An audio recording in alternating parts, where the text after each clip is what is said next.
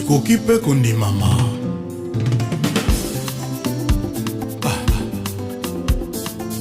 Il était une fois NG.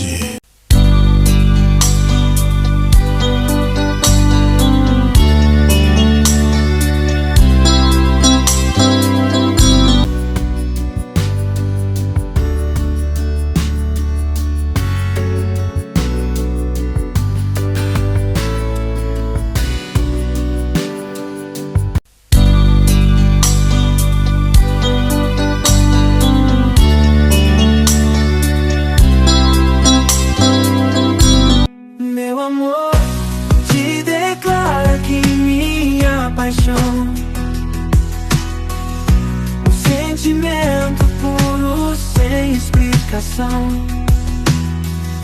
A melodia que embala meu coração. A razão do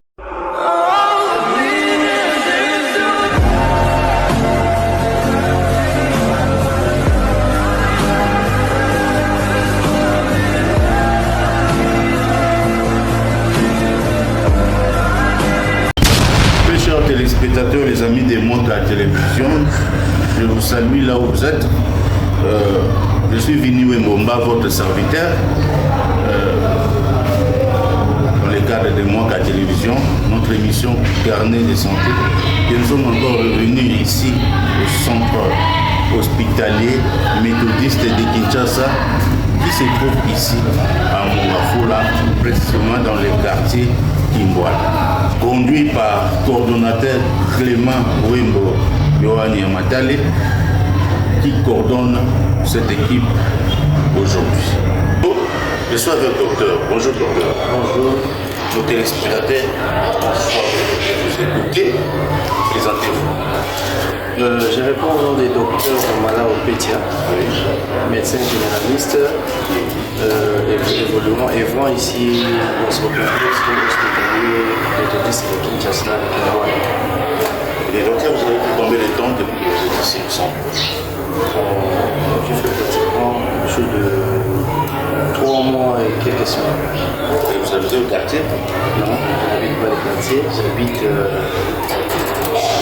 vers l'unité. Et si on vous demande comment tu as trouvé les quartiers voilà, ton horoscope? Bon, personnellement, je suis très ravi de l'ambiance du quartier Kimbwala. La population est tellement nombreuse et accueillante également. Et même la fréquentation, du point de vue aussi, comportement concernant leur participation aux œuvres sanitaires, c'est une population qui est tellement instruite. Ok, docteur, vous avez fait combien de temps ici au centre hospitalier méthodiste? Bon, je venais de vous dire que j'ai fait quelque chose de 3 mois et quelques semaines. Vous quittez Limité pour venir travailler à Kimbwala. Je parle aussi de la radio. Oui, nous sommes tous avec Kinois, voilà, c'est pour moi les occasions de découvrir docteur Kinois à Kimbwala et au travail. Et l'on y a mis Kinois à centre hospitalier de méthodiste de Kinshasa à Kimbwala. Bon, déjà, idée à coordination de la santé. Parce que la coordination est moniette et la population est auto. L'accessibilité à soins de qualité, par exemple, quitter ici vers Mayema, quitter ici vers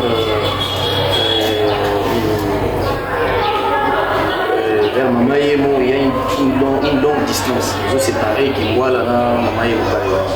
Alors, des coordinations et travail intellectuel, il y a pour créer une structure il y a pour couvrir les besoins de la population et pour urgence c'est là que praticabilité en cela les gens qui accessibilité pour pas de transport à Tiba comme Mamayemo par exemple, alors, coordination j'ai déjà qui bon que vu distance il y a bon tosungana entre biso parce que l'église pesa pembeni parce que eza hôpital ya église l'église pesa pembeni nde coordination souhaitaki kofacilité eza l'église eza la population ya Kingwala bango tout bazala na facilité et accessibilité na soins de qualité na katikati ya quartier na bango oyebi ke soki beauté eleki soki propriété eleki bamilie mosusu bato babanga bakobanga kokota par exemple okena lupango moko bokomi mpenza beauté ake lupango wana propriété ya lupango wana moto akotala bato nyonso bakotala te eza ndenge mpo na bahopital parce que bahopital okokuta awa mpenza na Kingwala na Don Bosco tokosa te babota boye eza kaka malamu population vraiment azobanga te koya aoloba te ke place oyo eza nango place ya baya place ya badirecteur na bandi te parce que soki otali na to bana tana na entrée na biso ya hôpital vous allez voir que le logo batie eza logo ya église c'est ECC église du Christ au donc c'est exact soka ndenge na to loba eza eloko ya l'église eza na charité église epona te église aux riches aux pauvres église bon tobaka hermon que il faut être comme l'église au niveau du village c'est-à-dire église ezala na mutu ya préféré église eza pona loso mono koti na église babengani c'est dans cette vision là les fonctionnements ya hôpital pe eza kaka na vision ya église so hôpital lelo etana so situation ça est manene bon parce que nalobi te ke bato hôpital ezobengana bato je n'ai pas dit ça mais bato bakokima beauté ya hôpital eza kwa moto aolinga mwasi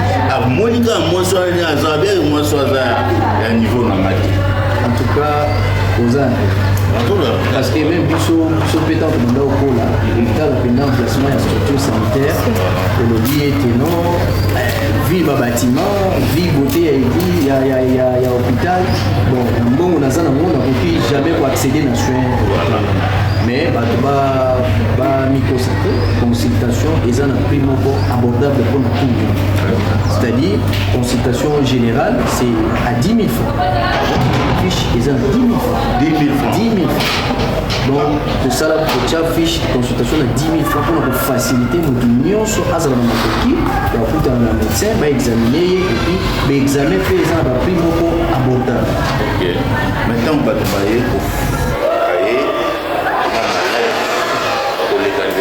wapi mpona oyamba moko na epai wapi consultation en tant que médecin beaucoup la organisation ezalaka na structure nyonso dès que vous arrivez par exemple na portail oza na tu ya sécurité kotuna yo papa oye mpona visite to ozobela to soko opesi nani but na yo oyo ozoyela awa olobi par exemple azobela aolakisa yo kekende na réception ya mwana okomi na réception okokuta bato na réception makotuna yo fiche to makotuna yo mama ozobela to eza visite tout ça so olobi visite bakoki soki aire de visite ezalaka rtel soki oye na aire oyo eza visite oyo soki mama bamonga oyo okoki kokutala na motu oyo okolingi otala mais soki koye mpona consultation okoyebisa okote fiche eza 10 000 francs par exemple mais okofuta mbongo na réception te leka na kote ya caisse dès que futi mbongo na yo na caisse opesi yo récit apesi yo récit na récit na yo nde okoprésente liboso ya bato ya réception epuis après bakosalela yo fiche epai infirmière oyo aza en collaboration na bato ya réception baprélevé basigne vito basiliso mais soki bamoni eti ka na yo eza par exemple ozosenga te ke omata par exemple babiro ya consultation eza likolo so bamoni neti ka na yo il faut ozala na se bakotika yo na salle d'urgence médecin akobenga médecin po médecin akita ntina se oya koconsulte yo na salle d'urgence soki aconsulte soki ka eza tellement grave okozala garde en observation na salle d'urgence na soin na yo jusqu'à ce ke ozala stabilise nde bakoya kotinda yo na hospitalisation mais soki ke oza malade ambulatoire oyo oza mwa makasi ezali ya kotambola omata ti likolo okutani na bamédecin baconsulte yo bapesi yo bon examen ntina ndenge okokita na se mpona kofuta lisusu komata likolo na labo et puis basali l'examen prix moko abordable prise en charge mpe eza ya qualité dans ce sens. Très bien. Très chers téléspectateurs, je suis très ravi d'avoir un docteur. Parce que depuis que je suis à Donaï,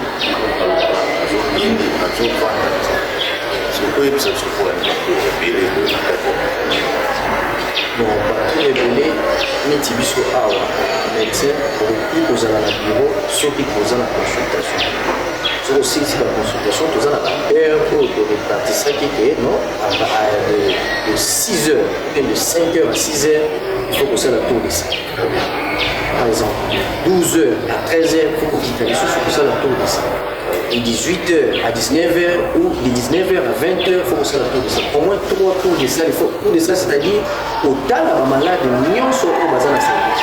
Mais cela n'empêche pas la disponibilité à médecin. Ceux qui ont un temps, attends que ma R1 est quitté, pour avoir tu y a pas la malade, tu y a pas la masse sur l'autre, et qui au temps où la par heure même 2 ou 3 fois pour la malade, assistance à ça, adapte psychologique et ça et soulager la paix, malade. C'est dans ce sens-là que aux autres on a parfois dans autres camps la R non sur les autres dans pavillon pour nous la malade pour sur la peine dans pour l'évolution des années. Vraiment, très chers téléspectateurs, je sais que l'émission est aussi belle ça. Mal à nous ça, la copie d'ouvrir grâce à centre hospitalier méthodiste de Kinshasa à Don Bosco et moi à télévision et de visiter Bango la presse Bango de Baye Bazali. Nazo pe misana no moke munganga parce que alobi ebele alobi mingi faut pe manana.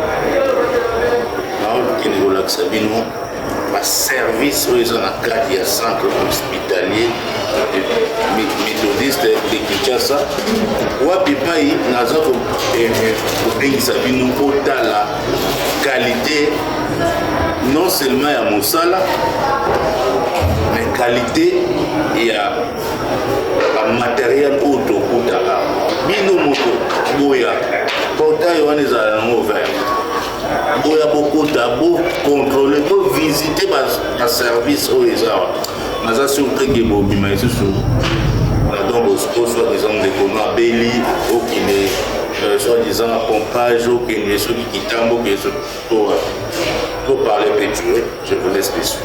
Je salue de loin Madame Fifi Oumba, là où il est en train de me suivre pour le temps. Je vous laisse les suivre. C'était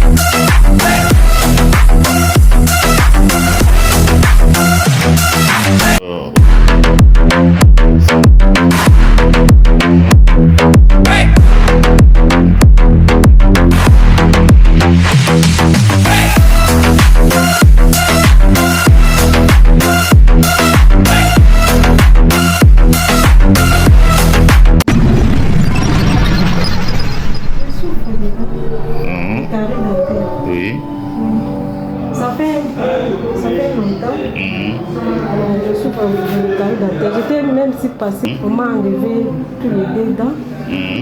Alors après, ça continue toujours à détruire les dents aussi. Le provocateur c'était ça. Après, comme je souffrais de ça, on a enlevé ça, on a dit que vraiment on a dû l'aider. D'accord. Madame Don Bosco, dans le centre hospitalier méthodiste de Kinshasa, qui me voit là. Différence n'est ça. En fait, différence c'est par rapport parce que différence c'est ça pour depuis la Delamine. Depuis pour nous bien, mais on a comme manipulé. Dès qu'il y a awa, je vis quand même ça va. Pas quand même, mais ça va. Dernièrement, je sais que tu souffres des dents.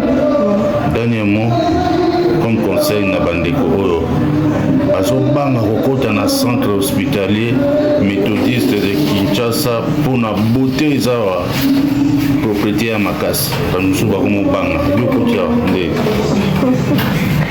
En fait, il y a le côté parce que j'ai confiance aussi. Ok. Mais vu que ça va me sembler malade, pourquoi les hôpitaux les environ dans le quartier. Alors, la moni vraiment ma malam les pareil à malam. Donc, c'est plaisir. Merci beaucoup, madame.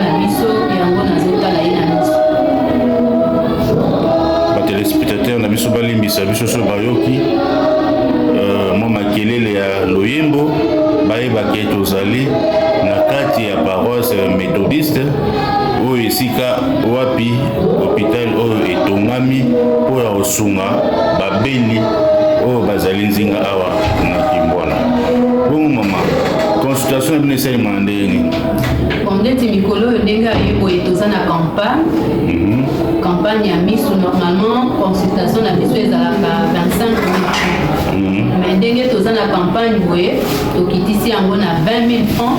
Na 20 000 francs, ceux qui sont malades à fouti, tout le monde qui a un problème, il y a lunettes, à bénéficier des lunettes, il y a opéré, il y a 20 000 francs.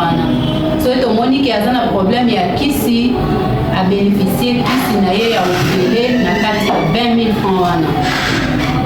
Balobani no yiko lobela bande kona libanda oyo bazali kotala yo oko lobela bon bato ya libanda nazoyebisa bango baya babanga te bamona te ka eloko ya monene boye eza propre boye peut-être eza cher te nyonso oyo eza awa eza abordable toza na bamatériel na biso ya bien toza mpe na échographie ya miso tosalaka makambo presque nyonso awa baopération nyonso esalamaka awa babanga te baya koyamba bango malamu baprix eza lolenge oyo bazolobela te horaire na biso mpe ya baconsultation eza boye lundi mercredi vendredi. Merci beaucoup madame.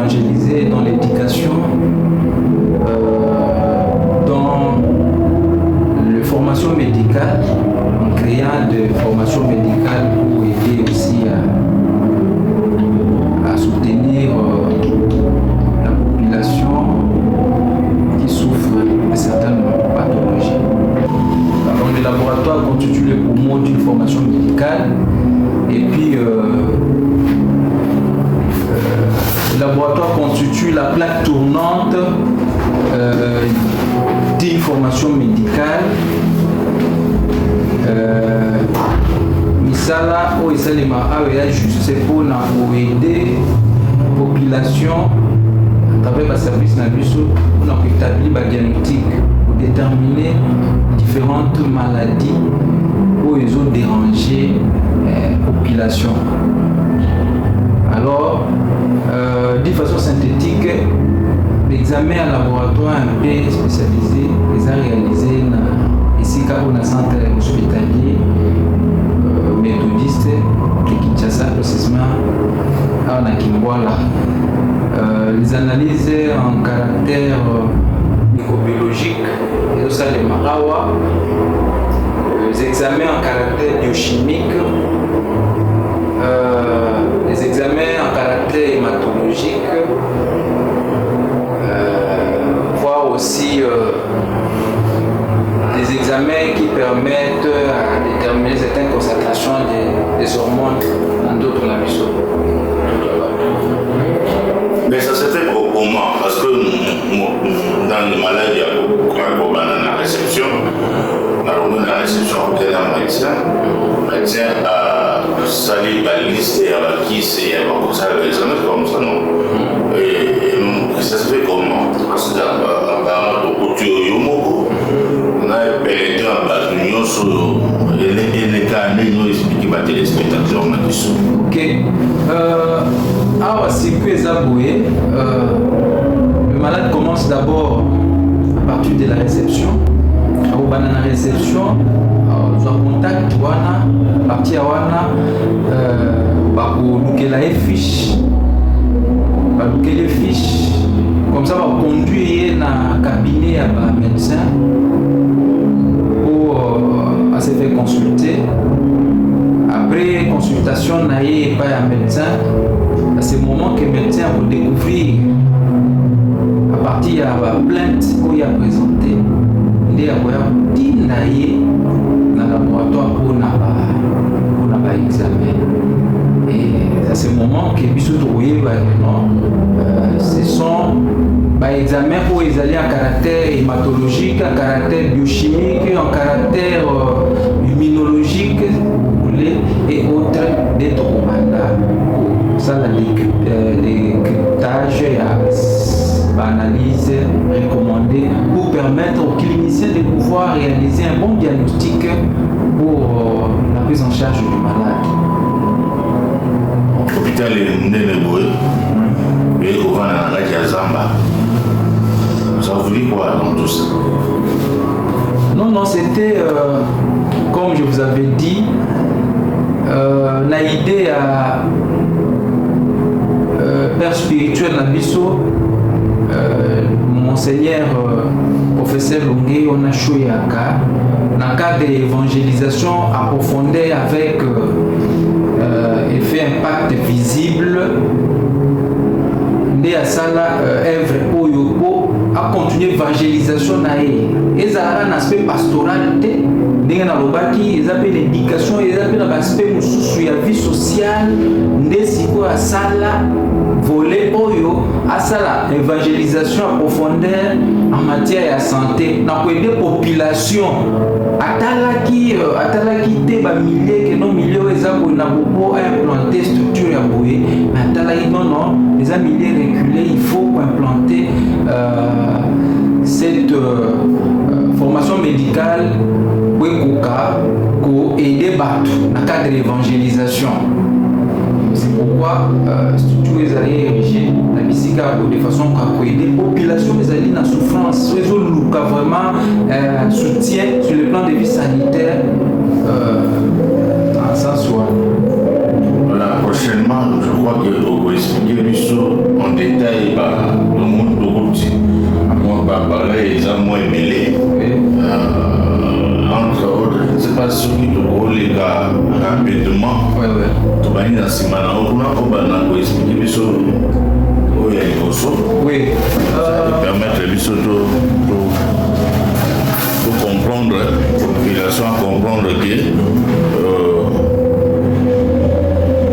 Sala, la machine, ça la examiner, machine, ça la examiner. bani na suka kuna awa tozali na apare na biso tobenga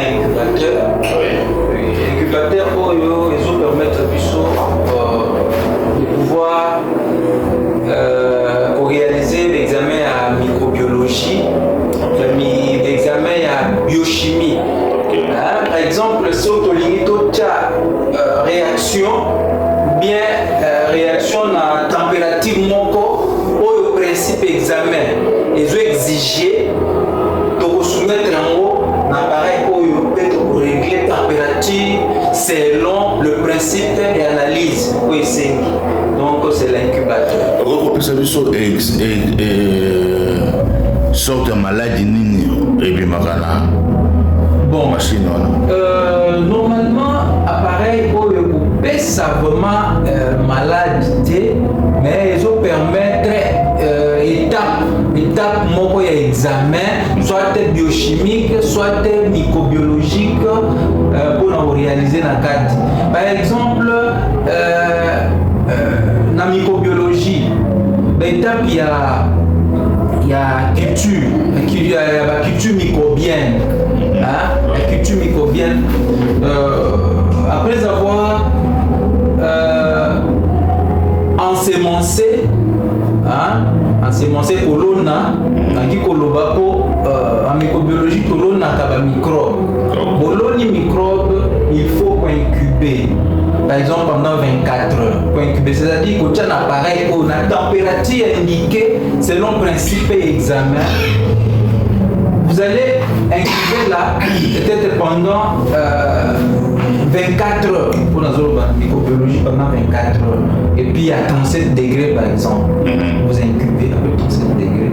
Et puis après 24 heures, vous bimez ça, milliers de cultures. À ce moment où vous continuez, étape sous il y a examen, il y a culture microbiologique. Oui, c'est que la population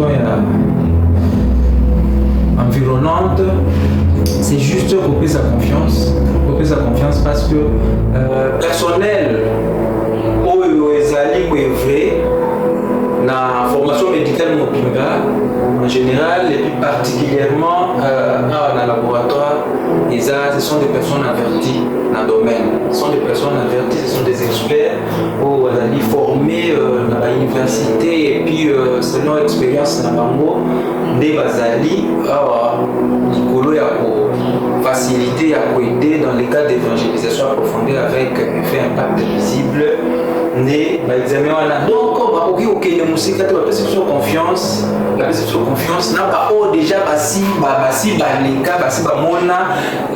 témoignage belé ezali les musiques sa confiance va continuer pour fréquenter l'hôpital na biso bazala déchuté bakosepela et puis bazala guéri bamoko bazala sujet à témoignage ainsi de suite. Oui, en tout cas, merci na Moka Télévision pour la tranche Oyo, la accepté qui pour visiter biso na laboratoire na biso ya centre hospitalier méthodiste de Kinshasa et précisément na Kimboala. Merci. Pour ces habits le sous-boya. Pour ça l'investigation de façon approfondie et pour les camarades de façon que centre hospitalier Nabiso, laboratoire Nabiso et Wazana visible et vous allez remarquer visiblement dans la population environnante dans ce sens que bandeko baya bakozala déchuté bakobika et puis bakozala sujet bamoko ya témoignage.